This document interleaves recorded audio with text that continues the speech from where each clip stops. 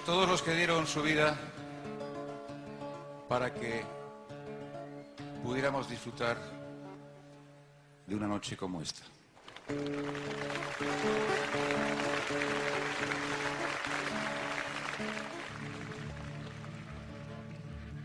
Si te dijera, amor mío,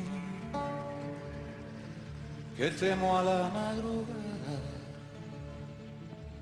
no sé qué estrellas son estas que hieren como amenazas, ni sé qué sangra la luna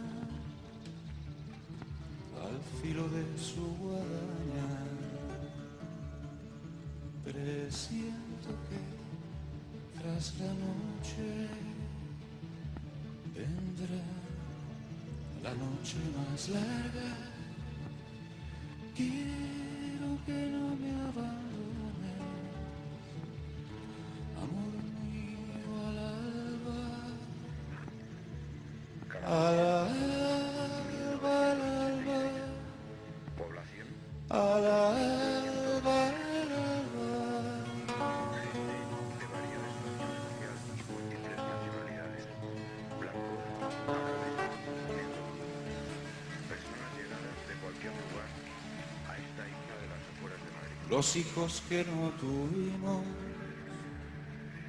se esconden en las cloacas, Del paro, de la mala suerte o comen quizás las de últimas sí mismos. flores. Parece que adivinarán Vista desde que el día la que cárcel se parece una estrella de mar. avecina Los brazos o galerías viene con se hambre encuentran actualmente atrasada. sobrecargados por una población que excede su capacidad. Siento que tras la noche vendrá la noche más larga. Quiero que no me abandones, amor mío, al alba, al alba, al alba, al alba, al alba.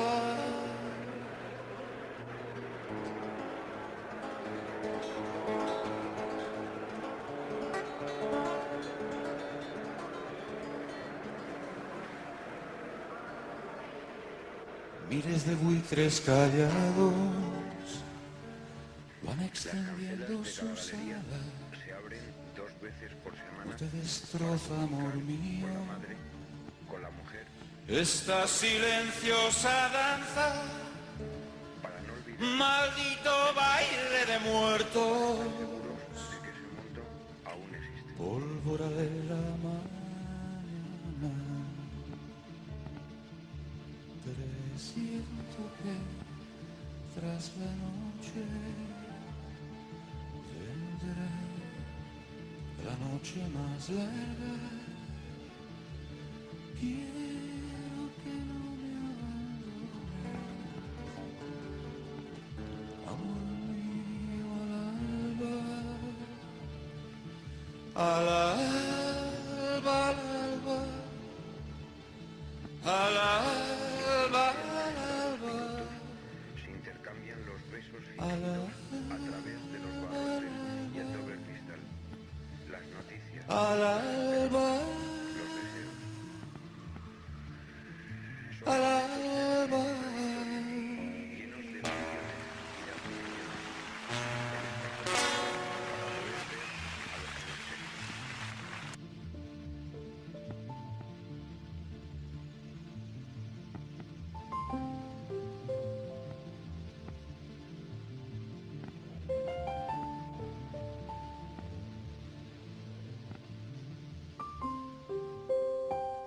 Con la cabina que te ha tocado hoy, pero chica. Cuando algo falla dentro de la sociedad, cuando algo no se encamina bien dentro del discurso normativo de las sociedades, sobre todo las sociedades occidentales. Como ya decía Foucault, la vigilancia y el castigo no dejan de ser una rutina más dentro estos ritmos sociales, ¿no? Entonces, al haber subordinación política, subordinación social, se necesitan una serie de sistemas de control para que se siga perpetuando las condiciones de vida política, las condiciones dentro de las sociedades occidentales, y por lo tanto las cárceles encauzan un gran vestigio de larga duración dentro de estas sociedades. Es decir, las sociedades necesitan cárceles porque el castigo está a la orden del día. Las cárceles son centros de exterminio, así de rotundo. Intentan apartar a las personas que no encajan, que no se establecen dentro de ese orden, de esa lógica, y por lo tanto actúan en consecuencia. Hay muchos tipos de cárceles. Hablamos de instituciones totales, como ya se hablaba anteriormente, sobre todo en el sentido de, por ejemplo, psiquiátricos, que no dejan de ser cárceles, también dentro de las escuelas, que es un proceso más de domesticación y de hacer al individuo más sumiso y aprender esos patrones, que consiste en regularizar los pensamientos, regularizar las emociones y regularizar las sensibilidades para que esté acorde dentro de las sociedades, para que el sistema no falle.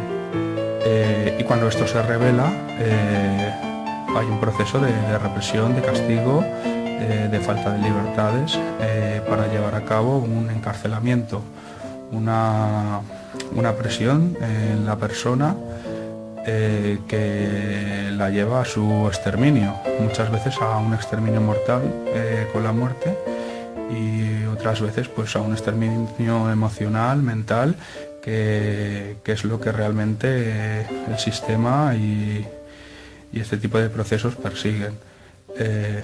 Las cárceles también hay muchas formas de evaluarlas. Por ejemplo, existen las cárceles de animales, que es igual. Todos los procesos que hay en el paralelismo del tratamiento de las personas y el paralelismo de los animales es igual. El encierro, la marginación, el apartarte de tus seres queridos con un fin y un objetivo de consumo. No olvidemos esta palabra, el consumismo. El consumismo también es una palabra muy relacionada con el tema de las cárceles. Las cárceles es un negocio absoluta y llanamente que favorece el enriquecimiento del sistema, ya sea por subcontratas, por los temas de peculio, empresas como Banco Santander, el Corte Inglés, farmacéuticas, para poner medicamentos psiquiátricos y todo este tipo de cosas. Por eso la lucha contra las cárceles es la lucha por la libertad y la emancipación del individuo.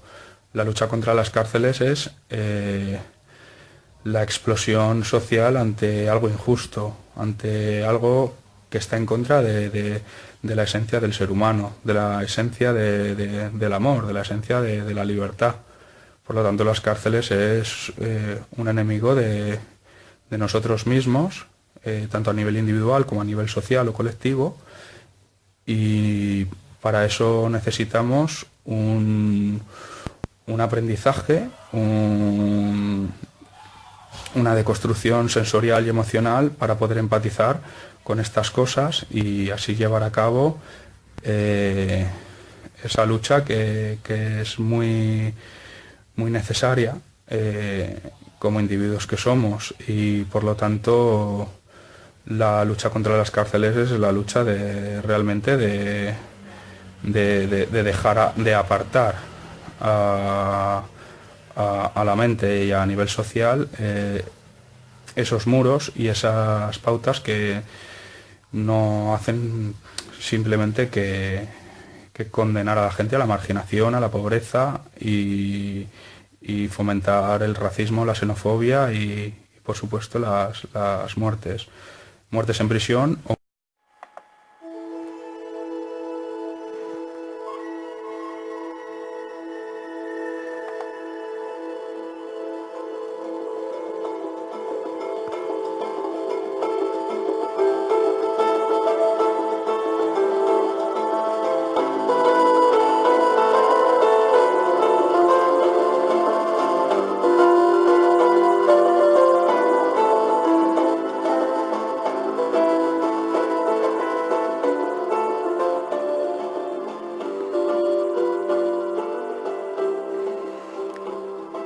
La tierra no es redonda, es un patio cuadrado donde los hombres giran bajo un cielo de estaño. Soñé que el mundo era un redondo espectáculo envuelto por el cielo, con ciudades y campos.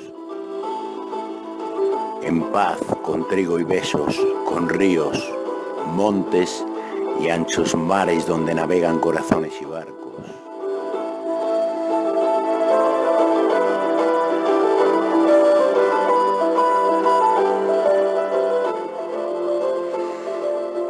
Pero el mundo es un patio donde giran los hombres sin espacio.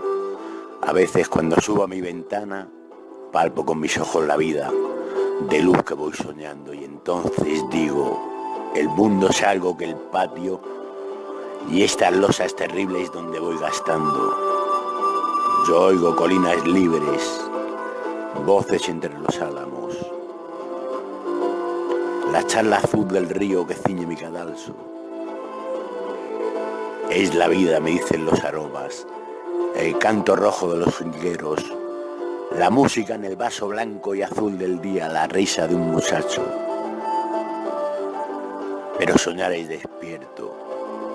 Mi reja es el costado de un sueño que da al campo. Amanezco y ya todo, fuera del sueño, es patio, un patio donde giran los hombres sin espacio. Hace ya tantos siglos que nací emparedado que me olvidé del mundo, de cómo canta el árbol, de la pasión que enciende el amor en los labios, de si hay puertas sin llaves y otras manos sin clavos. Yo creo que todo, fuera del sueño, es patio. Un patio bajo un cielo de fosa desgarrado que acuchillan y agotan muros y pararrayos. Ya ni el sueño me lleva hacia mis libres años. Ya todo, hasta en el sueño, es patio.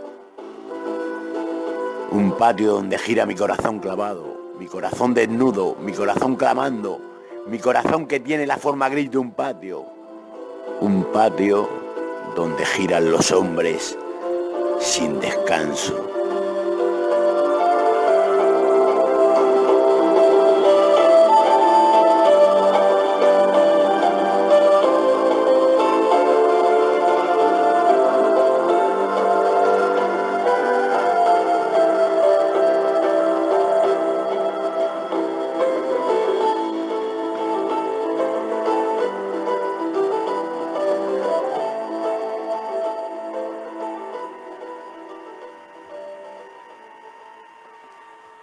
El hermano mayor se llama. Sí. Mira que te de choque que utilizan Sí, son terrible. los bárbaros. Entonces, imagínate en las cárceles de niños, antes reformatorios correccionales, que en mi época, yo con 11 años ya me tenían preso en estas cárceles y las gestionaban los frailes. Imagínate, los frailes que nos cogían a niños de edades comprendidas, de los 9 a los 16 años, que ya cumplían la mayoría de edad penal por aquel entonces, con 16 ya ibas a la cárcel. Imagínate que te metían en cuartos de hierro, eran las celdas de castigo, consistían en que las puertas eran de hierro, indistintamente a las demás, que las puertas eran de madera, pero había en cada familia que le llamaban, cada galería, tenía un par de cuartos de hierro, y esos cuartos de hierro consistían en que las puertas eran de hierro, con lo cual nosotros hacíamos un agujero en en el techo, que era de escayola y de caña, saltábamos a la celda, a la habitación que decían colindante, que no era una celda, rompíamos la puerta de madera y nos fugábamos. Pero ya imagínate a niños con esa edad, o sea, niños, auténticos niños, con 9, 10, 11, 12, 13 años, llegar y los frailes a las 3 de la mañana a la celda, a la habitación que decían, que no tenías nada, te dejaban totalmente vacía y yerma, te regaban con una manguera con agua fría en invierno en pelotas, que como si fueran unos viranos de la pizza, los pedófilos pederastas, porque de más de un niño han abusado, estoy seguro. Solamente tenía que verle la cara a mis amiguitos. Yo que veía a mis compañeros algunos la cara y no decían nada, no me miraban a la cara por la vergüenza que sentían, porque estos hijos de puta se lo habían estado follando o habían estado abusando de él. Pero eso se ha perpetuado. Ahora han pasado a llamar lo que eran reformatorios o correccionales centros de menores. No, insisto, cárceles de niños. Son cárceles, jodidas cárceles de niños que no valen para coger a un niño que llaman excluido social porque ellos los quieren excluir de la sociedad, porque ellos nos clasifican tanto dentro de las cárceles como fuera. Coger a ese niño y encerrarlo, ¿cómo le vas a ayudar cuando ya le estás encerrando? Le estás privando de ser lo que ha de ser. Primero tiene que ser un niño, y para ser un niño hay que comportarse con él como tal. Si no te comportas con él como un niño y le quieres mostrar que no sea violento, con violencia, o sea, aplicándole la violencia que tú has podido observar en él, que es natural en el desarrollo normal de un niño o de un adolescente, tú lo que haces es, para ayudarle, entre comillas, aplicarle exactamente el mismo método. Le dices, ahora te voy a dar la violencia que yo entiendo que tú has practicado, te la voy a devolver, pero la voy a multiplicar. ¿Cómo cojones van a ayudar así a nadie? ¿Qué clase de pedagogía es esa? ¿Qué clase de educación social es esa? ¿Dónde están los verdaderos equipos técnicos que dicen, porque ahora mismo las cárceles de niños de las que hablamos están compuestas por vigilantes jurados que no tienen ninguna titulación?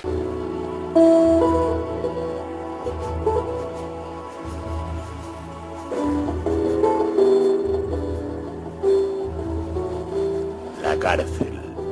Un retrete social donde matan los cuerpos cansados de luchar.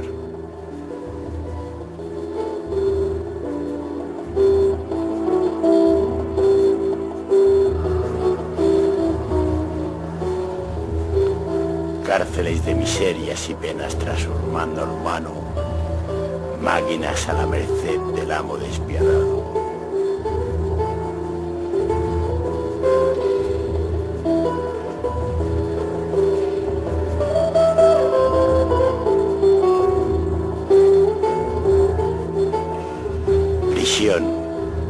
Una hecatombe para las emociones y el miedo de sentir la percepción del tiempo que arremete.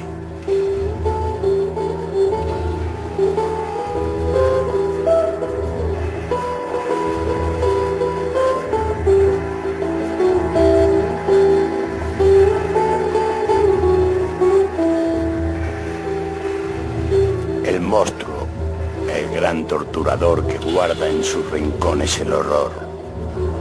Prisiones para pobres, fábricas de tortura de manera legal, asesinos al mando de manera oficial.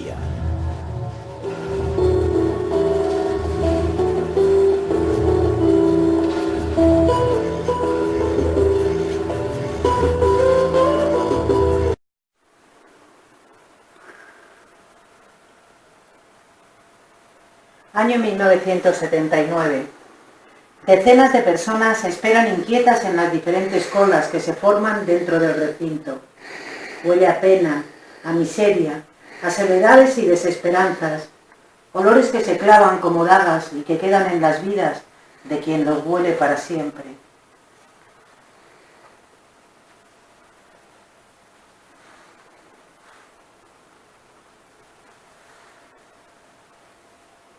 Entro en el patio externo de la vieja cárcel de Carabanchel.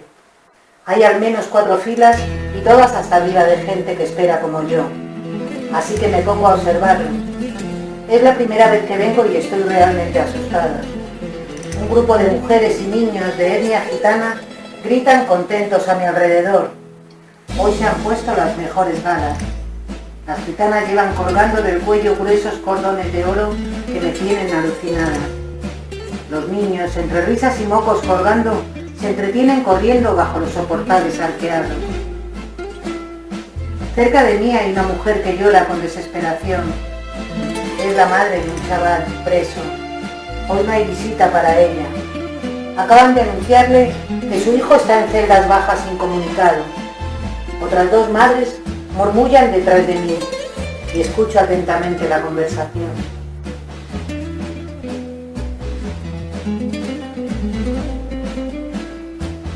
La semana pasada, un preso se ahorcó en la celda del lado de mi hijo. Estoy tan preocupada. Mi chico es muy sensible, dice la mujer con pena. ¡Qué sufrimiento para esa madre! ¡Cuánto dolor debía de estar pasando el muchacho para acabar así con su vida! Oigo que dice la mujer que la acompaña. Mi chico está tan demacrado, continúa. No tiene ni brillo en los ojos. ¡Qué sin vivir! Remata suspirando, con la voz quebrada por un llanto ahogado.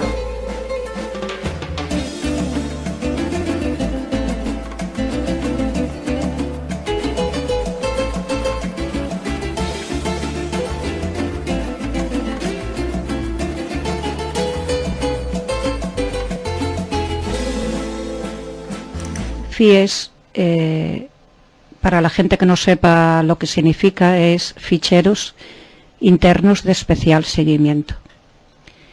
Para mí, o sea, para mi hijo y para mí y para todos los que están allí, sería la cárcel dentro de la cárcel y el infierno dentro del infierno. Así es como mi hijo definía FIES y así es como lo entiendo yo. Es algo que han hecho ahí, que está tapado, que están los presos de 24 horas que tiene el día y la noche. Están 23 horas en una celda de 2×3 y a veces 2×2 metros, donde yo estoy hablando del caso de mi hijo, o sea, estoy hablando de algo que yo lo he vivido, o sea, que lo he vivido y que lo ha vivido mi hijo en sus carnes y que yo lo he vivido con él día a día y minuto a minuto. Aunque yo estaba fuera, esto a mí también me ha hecho muchísimo daño. Y bueno, mi hijo me tiene contado, tendría mucho que contar, pero claro, no tenemos tiempo, entonces voy a contar un poco de cada cosa. Mi hijo me tiene contado de que les ponían un buzo azul y bueno, quería decir con esto que no hace falta ir a Guantánamo a buscar las torturas, porque aquí en el Estado español sí las tenemos también. Y les ponen un buzo azul, no sé si siguen haciéndolo igual, unas chanclas, le sacan todo lo que tienen privado, o sea, la ropa de ellos ya no la pueden poner, las fotografías de la familia, madre, hermanas y eso, pues no lo pueden tener porque llegan allí para provocar al preso. Esto le ha sucedido a mi hijo, estoy hablando de una realidad. Pues muchos funcionarios, pues para provocar y poder castigar, cogen esas fotografías y dicen, mira lo que hago con la puta de tu madre, mira lo que hago con la puta de tu hermana. Esto provoca, claro, una reacción en el preso y luego pues vienen los palos y los castigos, que es lo que la mayoría de estos funcionarios, la mayoría quieren para poder justificar los palos que dan, que el preso vaya hacia ellos y le sacan todo, los llevan 1 hora al patio. En el patio están solos, mi hijo estuvo muchos años solo en el patio, o sea, aparte de estar en la celda, en el patio no tenía tampoco compañeros, dejaba la celda pues colocada con lo poco que había y cuando llegaba pues se encontraba muchísimas veces todo por el suelo. Tema así, no podíamos prescindir de Madres contra la Droga, Carmen, que es su presidenta.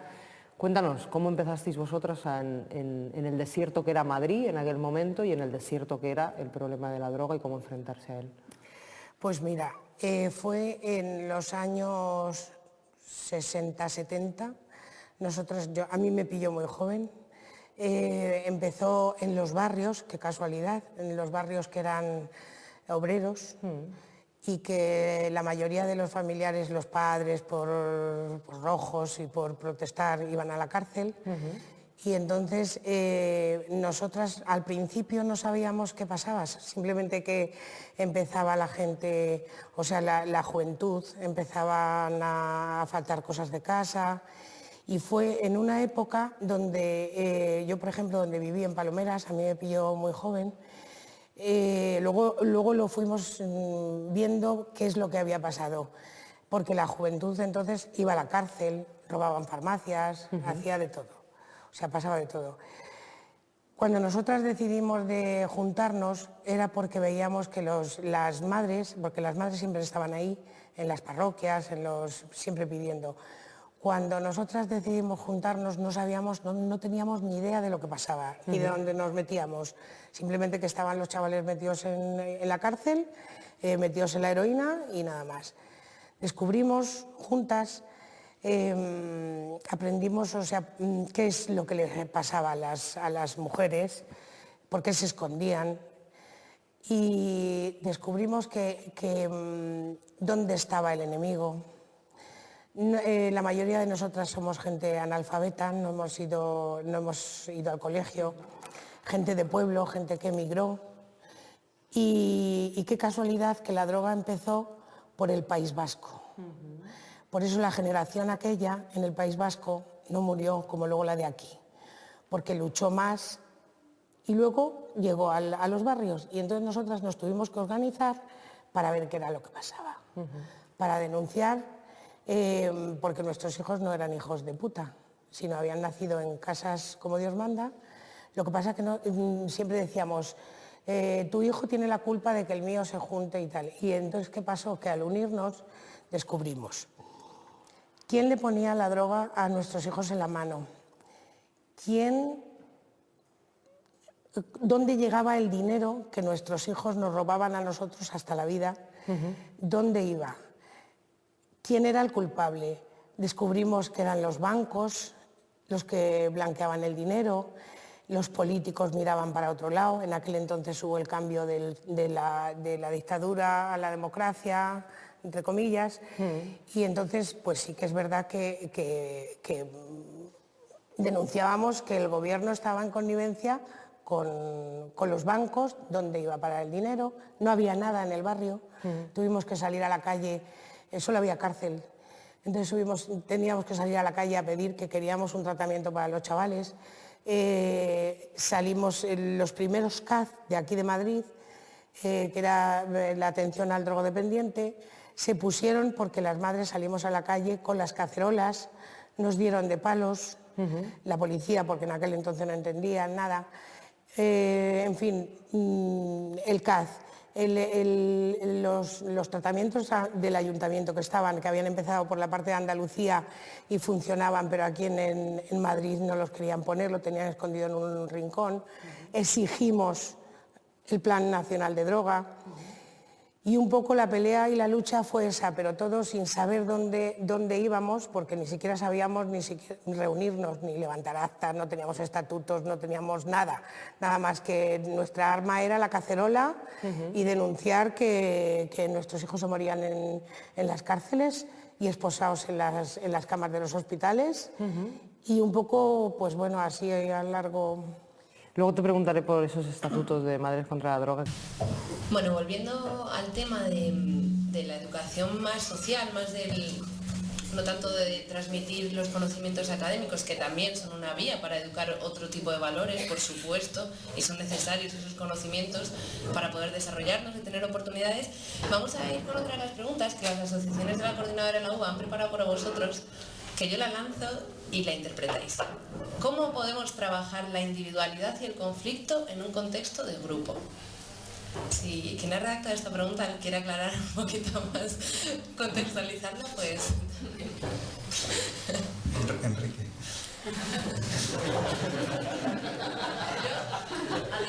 Aterrizándolo a mi asociación era mejor, por ejemplo, sí que es verdad que cuando trabajas objetivos individuales y estás en un contexto de grupo, se mezclan a veces. ¿Se me oye? Sí. Yo soy muy bruto, de verdad. Entonces, en todos estos conceptos, pedagógico, tal, me acabo me acabo perdiendo. Entonces yo hablo así. ¿no?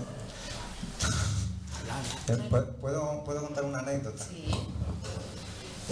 Hace unos años en mi casa vivían dos chicas y un hijo de una de las chicas, ¿no? Y decidimos adoptar un perrillo y decidimos ir a la perrera y sacamos de la perrera a una pitbull que estaba hecha polvo, parecía un galgo, no parecía un pitbull, lleno de cicatrices, lleno de mierda. Lo recuperamos, lo lavamos y en un mes pues la perra se recuperó, ya no tenía miedo, era algo tremendo, ¿no?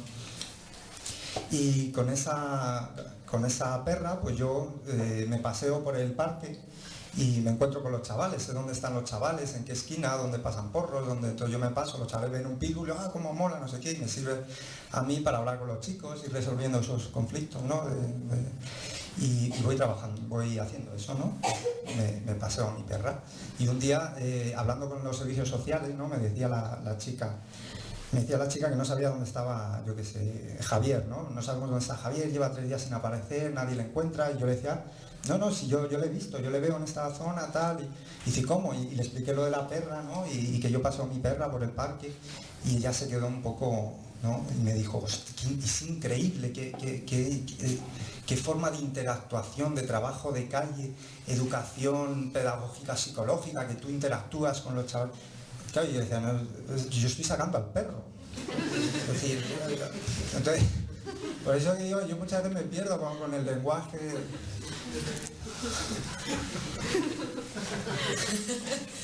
Pues entonces si queréis pasamos a la siguiente pregunta.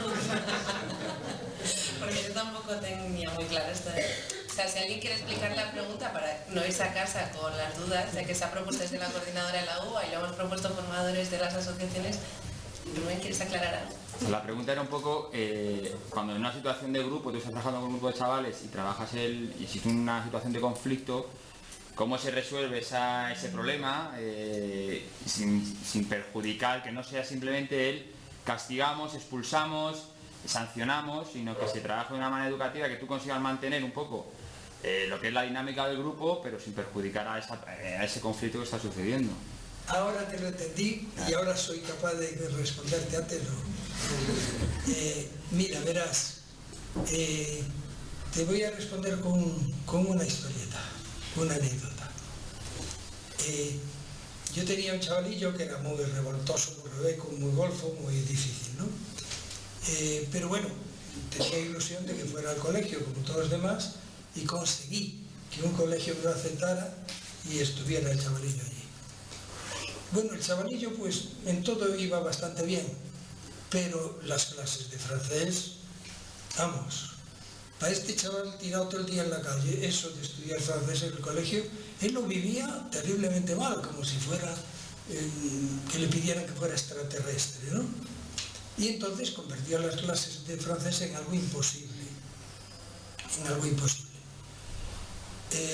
y entonces me llamó el profesor y me dijo, mira, don Enrique, admiro su labor, me encantaría colaborar con usted y con su niño, pero la verdad es que no lo voy a poder seguir teniendo en clase.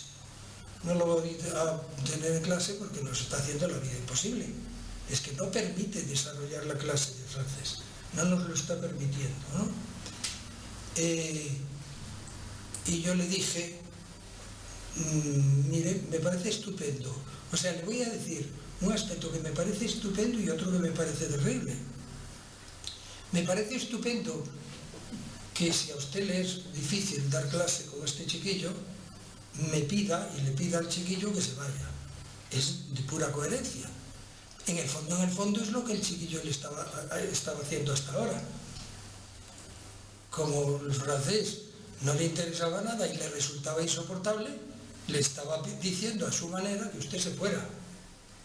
O sea, ¿cómo voy a estar yo en desacuerdo si los dos, usted y el chiquillo, están en total acuerdo? En ese aspecto me parece estupendo que el niño no venga a sus clases de francés. Estupendo. Ahora, también quiero decirle una cosa que me preocupa mucho. Me preocupa muchísimo el que usted tácitamente, no a mi niño, sino a los que van a seguir, les ha transmitido un mensaje que para mí es pavoroso. Una lección implícita, no explicitada, pero peligrosísima, que es cuando algo te estorbe, quítatelo de delante. O sea, me parece que vale la pena perder todas las clases de francés a cambio de no enseñar a los niños una lección tan eliminadora. ¿Me explico? Bueno, quiero decir con esta anécdota que cuando estás...